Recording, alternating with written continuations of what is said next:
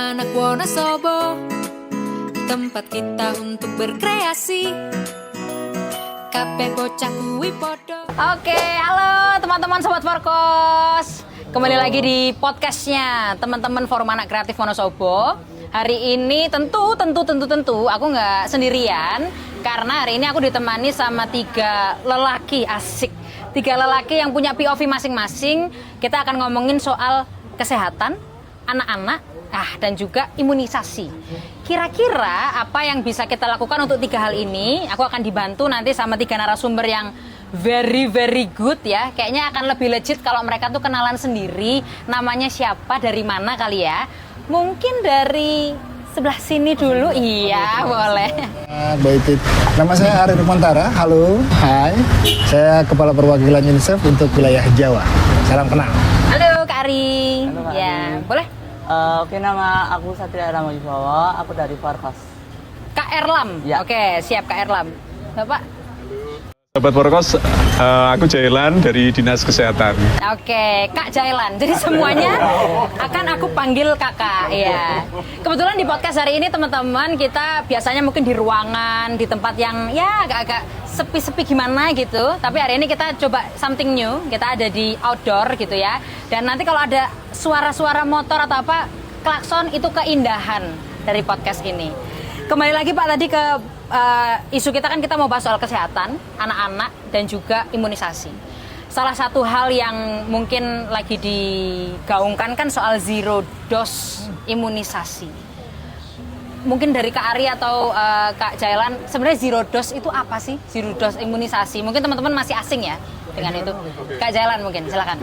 Jadi zero dose imunisasi itu berarti ada satu anak kita yang tidak dapat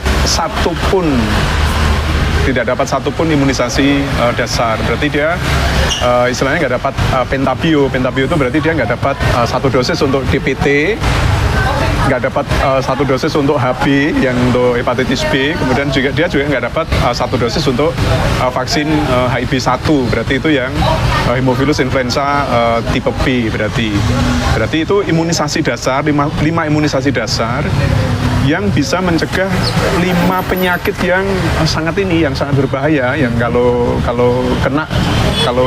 menyerang kita itu sebagian besar itu fatal, jadi menyebabkan kematian. Sehingga kalau ada satu saja anak yang nggak dapat 1 dosis vaksin ini, berarti dia kekebalannya 0, berarti ya, sama sekali dia nggak punya payung, nggak punya tameng, nggak punya perisai, sehingga dia sangat rentan. Dia sangat rentan untuk sakit, untuk terinfeksi tadi penyakit-penyakit yang bisa dicegah dengan imunisasi dasar tadi. Nah, selain dia bahaya untuk dirinya sendiri, ini juga mengancam kesehatan masyarakat secara keseluruhan. Karena prinsip imunisasi kan dia membentuk, selain kekebalan individu yang dituju, dia juga membentuk kekebalan kelompok. Herd immunity tadi Kak Ari bilang ya, herd immunity itu berarti kekebalan kelompok. Berarti kalau ada satu yang tidak dapat 1 dosis vaksinasi, dia menjadi pintu masuk untuk penularan penyakit. Jadi ini kenapa zero dose ini jadi sesuatu yang jadi isu yang sangat penting, nggak hanya di tingkat lokal kita, tapi juga tingkat nasional, bahkan ini tingkat global ya Kak Ari ya. Betul. Gitu. Oke, thank you Kak Jailan. Berarti kalau ada satu anak yang dia nggak dapat imunisasi, itu dinamakan zero dose. Salah satu prinsip UNICEF kan no one left child behind ya Kak Ari ya. Terus ya gimana caranya Kak Ari dari UNICEF gitu ya memastikan kalau itu juga ada hubungannya dengan zero dose imunisasi? Terima kasih, ini pertanyaannya cerdas sekali. Kak Itin dan tentunya adik-adik kalian di Forkos ya. Kami datang ke Wonosobo ini justru karena menganggap Wonosobo komit sekali untuk memenuhi hak-hak anak. Jadi kita sekarang sedang bicara bagaimana tidak ada yang tidak dapat haknya. Ya, jadi kesetaraan terhadap hak.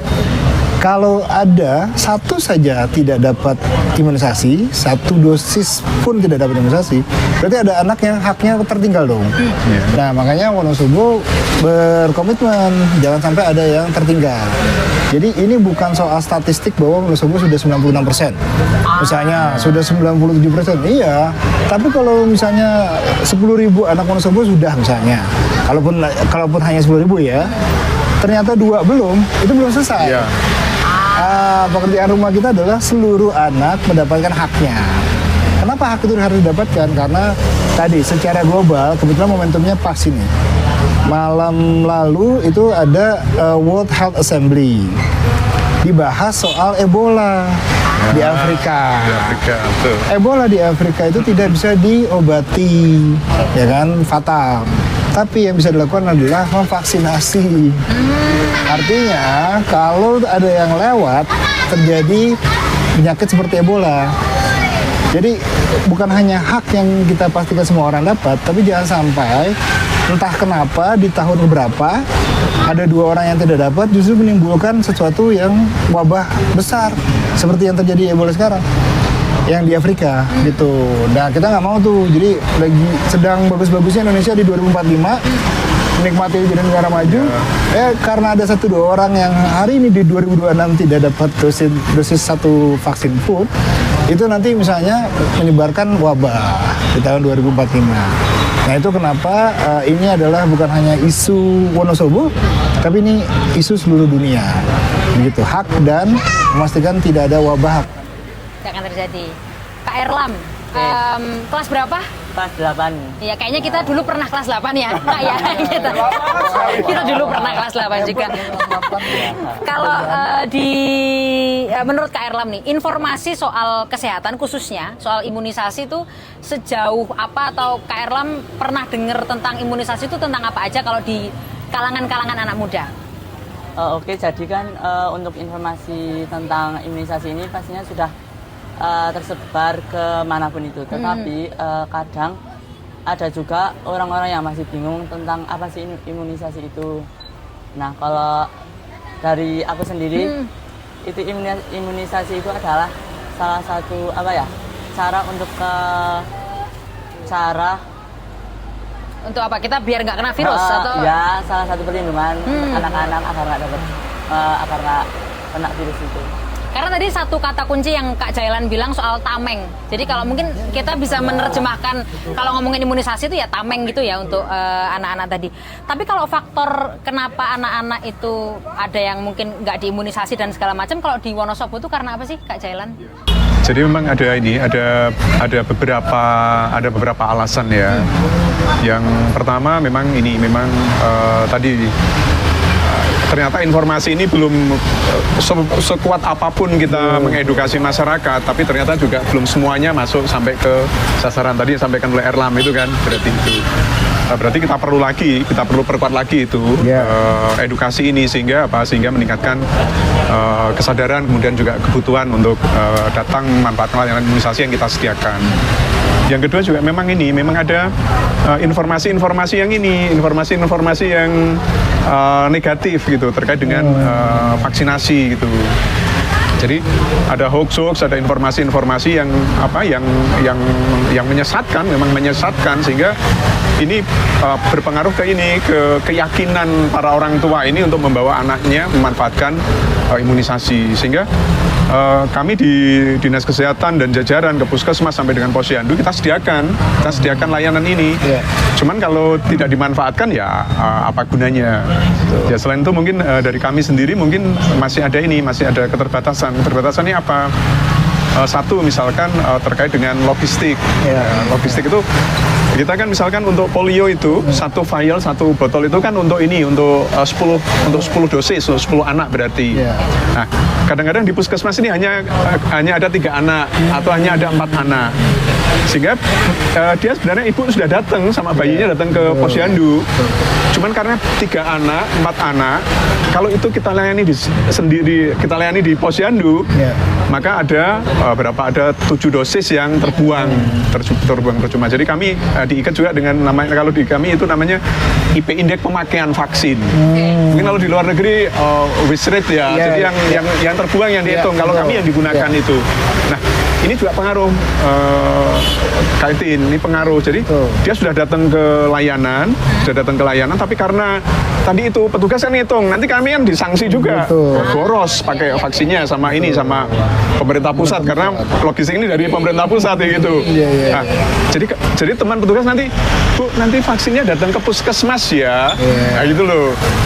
Ibu ketika itu oke, kami siap datang ke puskesmas, tapi faktanya nggak semudah itu. Meluangkan waktu hari lain untuk datang ke puskesmas itu ini jadi ini juga kita akui ini. Jadi ini mungkin juga jadi usulan juga untuk pengambil kebijakan di pusat, ya single dose lah gitu ya. Satu file itu untuk satu dosis itu akan lebih cepat. Yang kedua juga kami tidak mungkiri juga, kemarin kita di triwulan ketiga itu kita sempat ini ada antigen rotavirus, kalau nggak salah rotavirus ya. Iya, rotavirus. Itu 3 bulan itu kita kosong, Kak. 3 bulan itu kita kosong. Sementara kalau rotavirus itu dia maksimal kan 6 bulan 29 hari kan. Itu ada ini ya, ada waktunya itu ya. Nah, kalau pas itu kosong, kita nggak punya kesempatan untuk ngejar. Karena apa lewat? Kalau dia udah lewat 6 bulan 29 hari, berarti udah lewat 7 bulan kan nggak mungkin ditututin ini. Nah, itu juga jadi kendala di internal kami.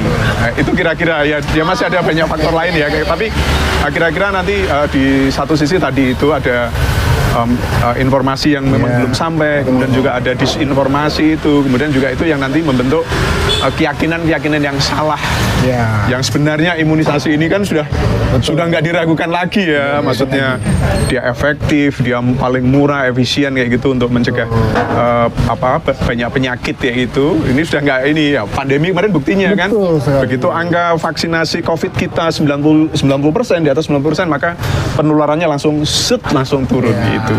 Iya, karena imunisasi. Ini boleh nyambung nggak? Boleh dong. Jadi tadi kan ada ide 1 kali suntik aja deh gitu ya misalnya ya.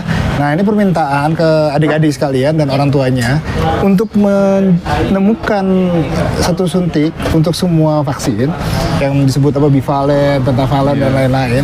Itu butuh anak cerdas, butuh anak intelek, butuh anak intelligence yang IQ-nya di atas 130 untuk menjadi mikrobiologis, vaksinolog, dan imunolog yang menemukan seed vaksin tadi nanti.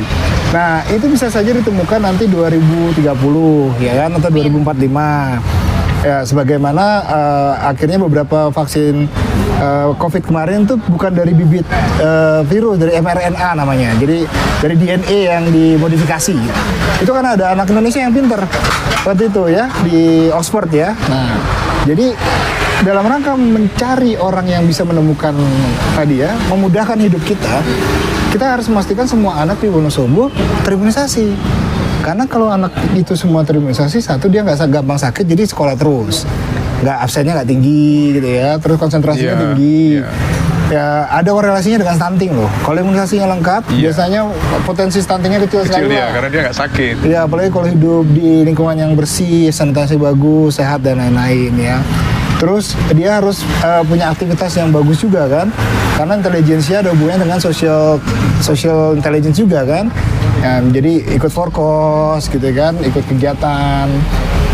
Dan kita sedang mengantarkan anak-anak Wonosobo itu salah satu kandidat ilmuwan yang menemukan kemudahan hidup tadi. Erlam ya kalau nggak salah ya.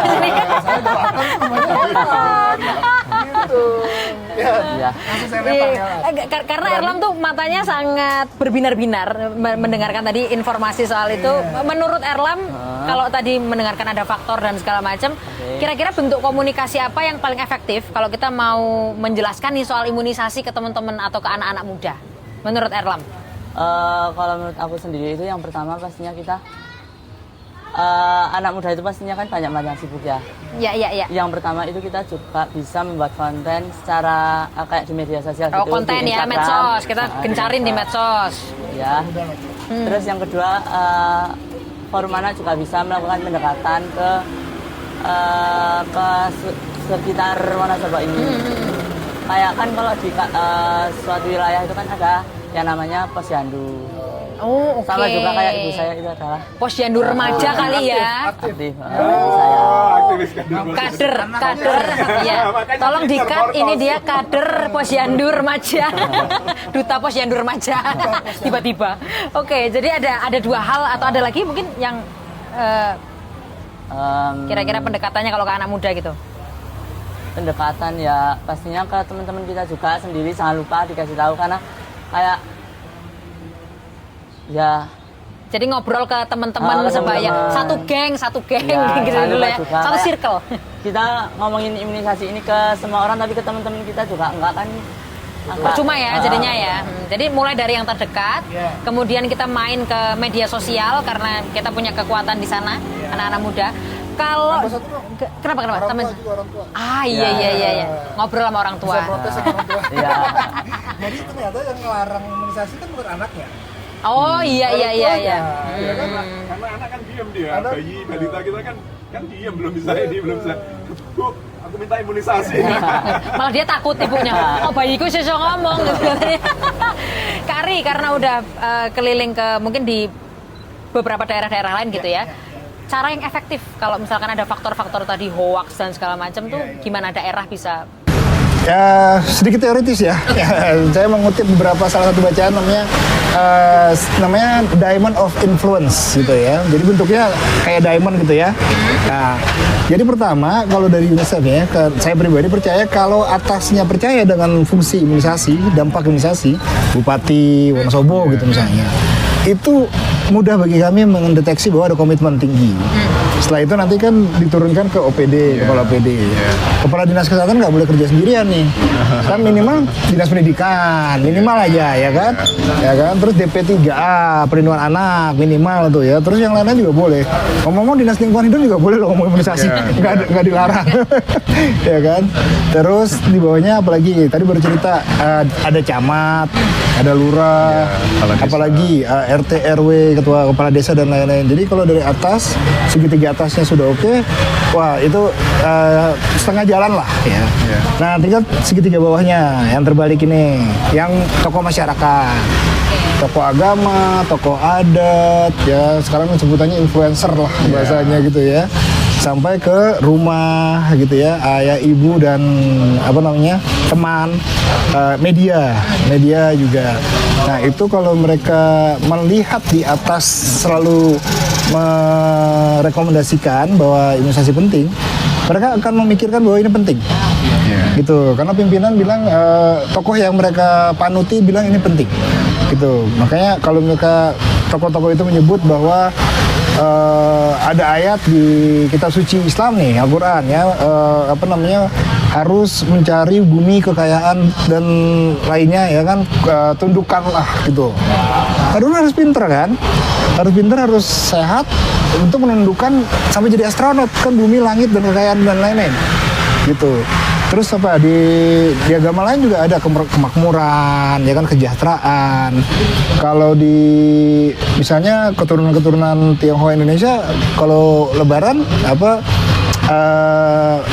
kalau Lebaran Chinese apa namanya? Gue udah lupa. Imlek. Imlek itu kan doanya semoga Anda kaya. Iya. Ya, hope you get rich gitu kan, gongsi facoy. Itu kan artinya Anda kaya gitu kan. Ya menuju ke sana kan harus sehat toh. Harus berpendidikan, harus sukses di kerjaan kan. Nah, itu yang menurut kami akan sangat berhasil kalau sebuah daerah itu atasnya yakin, terus di bawahnya mendapat informasi yang benar. Begitu.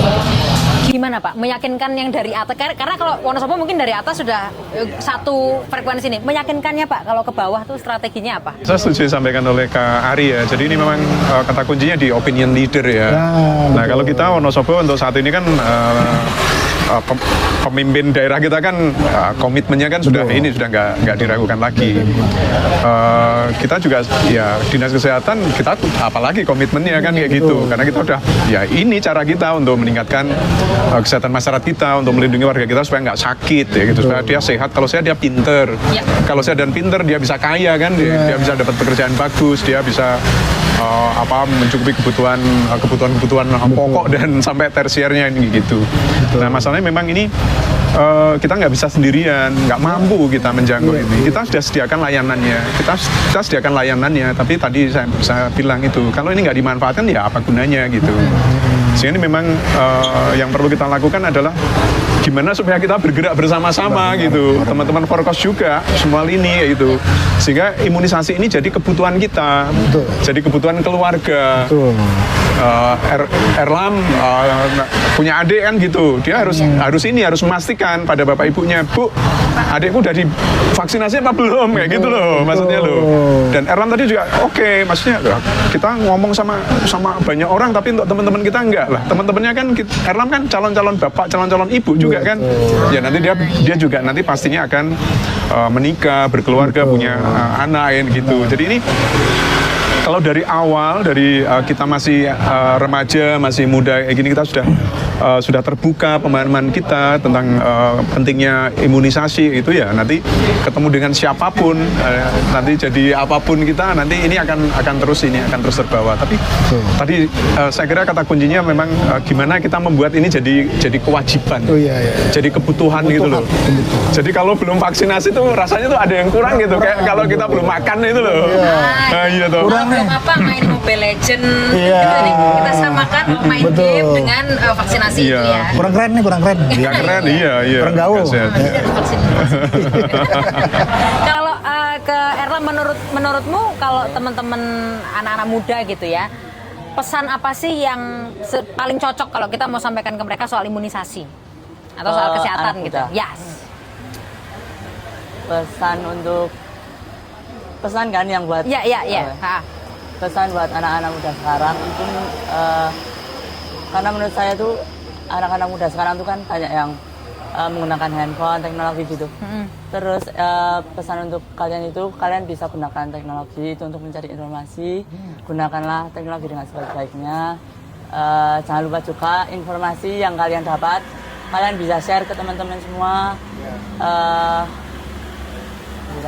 Oke, jadi Informasi yang benar. yang bertanggung jawab yang benar. Pak Ari, Pak, kenapa jadi Pak? Kak Ari, informasi atau pesan apa yang mau disampaikan ke masyarakat Wonosobo kaitannya dengan imunisasi dan kesehatan? Ya, tadi saya mau menambahkan informasi itu harus benar. Ini dunia kesehatan yang harus dipelajari panjang. Jadi kita percaya sama ahli imunisasi, ahli vaksin, ahli kesehatan. Bukan percaya sama orang yang bikin konten 20 detik sambil jalan kaki gitu misalnya, dan ternyata nggak punya background kesehatan gitu ya. Jadi itu alamiah kok sebenarnya. Jadi jangan percaya bahwa ada tips and tricks menurunkan dolar ya kan dari tukang ledeng. Gitu kan. Jadi kan kita juga diajarin ya sama agama, sama orang tua sesuai bidangnya lah. Belajar komunikasi sama Mbak Itin gitu misalnya, ya kan? Ya jangan belajar semen gitu kan. Gitu kan. Jadi ada bidangnya masing-masing. Jadi tolong kita kalau soal kesehatan dengarkan dokter anak ya kan, ahli imunisasi, ahli vaksinologi, ahli kesehatan ya, kepala dinas kesehatan. Yang kedua sih saya ingin mengingatkan aja nih, mungkin nggak enak ya, tapi kita ada di sini sehat walafiat nih tidak serta merta gitu. Ini karena kakek nenek kita divaksin, diimunisasi. Zaman Orde Baru dulu mereka diimunisasi. Gitu. Zaman Orde Lama juga ada cacar itu yang dia disayat nggak disuntik, lebih sakit lagi. Iya. Jadi kita tuh menikmati perjuangan kesehatan ya, bukan hanya perjuangan kemerdekaan ya. Perjuangan kakek nenek kita, ibu bapak kita, sehingga anaknya lahir lebih sehat dong. Jadi kan kalau atasnya sehat terus lahir. Terus generasi kedua hidupnya lebih sehat, lahir. Itu biasanya makin kuat.